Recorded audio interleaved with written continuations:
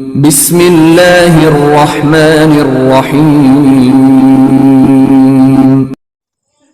الحمد للہ رب العالمین والصلاة والسلام علی سید الانبیاء والمرسلین وعلی آلہ وصحبہ اجمعین اما بعد۔ رمضان کے مبارک مہینے میں نبی اکرم صلی اللہ علیہ وسلم کے عبادات، معمولات زندگی اور مجاہدے میں عام دنوں کے مقابلے بہت اضافہ ہو جاتا ہے۔ اس مہینے میں اللہ تعالیٰ کی خشیت، اللہ تعالیٰ کا خوف اور محبت اپنے عروج پر ہوتی ہے، اور اسی شوق اور محبت میں آپ صلی اللہ علیہ وسلم راتوں کا قیام بھی بڑھا دیتے۔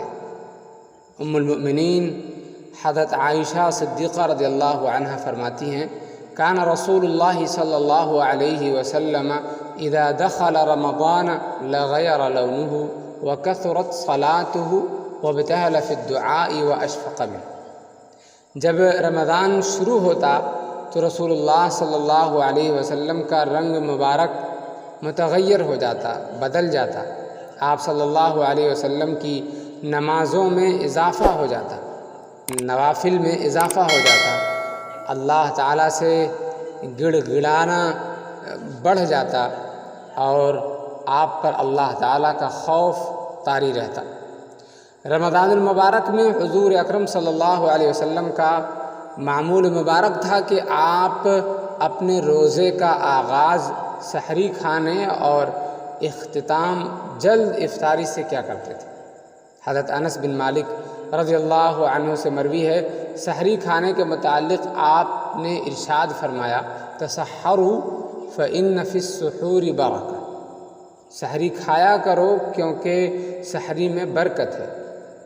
ایک اور مقام پر حضرت ابو قیس رضی اللہ عنہ نے حضرت عمرو بن عاص رضی اللہ عنہ سے روایت کیا ہے کہ حضور صلی اللہ علیہ وسلم نے فرمایا، ہمارے اور اہل کتاب کے روزوں میں سحری کھانے کا فرق ہے۔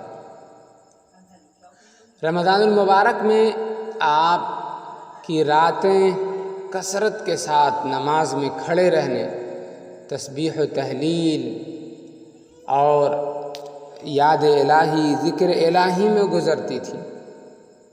نماز کی اجتماعی صورت جو ہمیں تراویح میں دکھائی دیتی ہے، اسی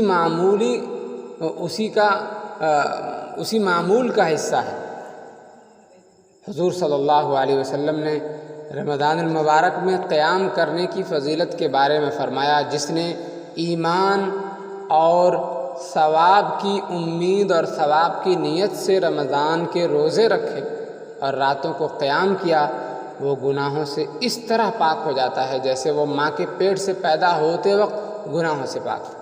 نبی اکرم صلی اللہ علیہ وسلم کی عام عادت مبارکہ تھی کہ آپ صدقات و خیرات بہت زیادہ کیا کرتے، اور سخاوت کا یہ عالم تھا کہ کبھی کوئی سوالی آپ صلی اللہ علیہ وسلم کے در سے خالی واپس نہ جاتا۔ رمضان المبارک میں آپ صلی اللہ علیہ وسلم کی سخاوت، صدقات و خیرات میں کثرت سال کے باقی 11 مہینوں کے مقابلے اور زیادہ بڑھ جاتی۔ اس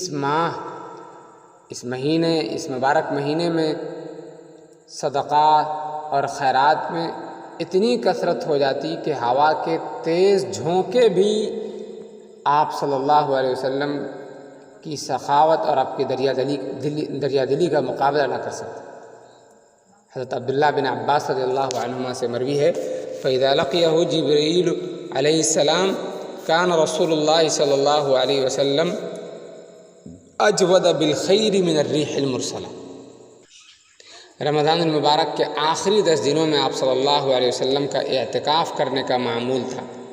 ام المؤمنین حضرت عائشہ رضی اللہ عنہ فرماتی ہیں، ان النبی صلی اللہ علیہ وسلم کان یعتکف العشر الاواخر من رمضان حتی توفاہ اللہ، کہ حضور صلی اللہ علیہ وسلم رمضان المبارک کے آخری 10 دن اعتکاف کرتے تھے، یہاں تک کہ اللہ تعالیٰ کے حکم سے آپ صلی اللہ علیہ وسلم کا وصال ہو گیا۔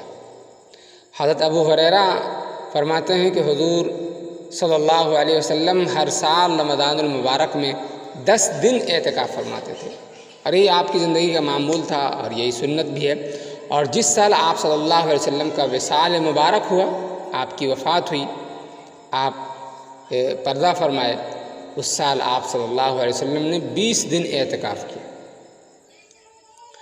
اللہ تعالیٰ سے دعا ہے اللہ تعالیٰ زندگی کے تمام پہلوؤں کو حضور صلی اللہ علیہ وسلم کے بتائے ہوئے اصولوں سے ہمارے لیے ہم آہنگ کر دے۔ آمین یا رب العالمین۔